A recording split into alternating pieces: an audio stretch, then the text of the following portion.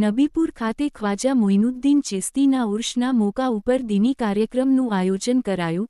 નબીપુર મદ્રસાના બાળકો દ્વારા દીની કાર્યક્રમો કરાયા.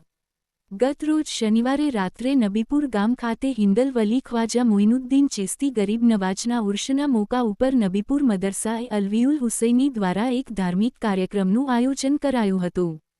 જેમાં મદરસાના તાલીમાર્થી બાળકો દ્વારા નાત શરીફ, બયાનાત અને સવાલો જવાબનો કાર્યક્રમ કરાયો હતો.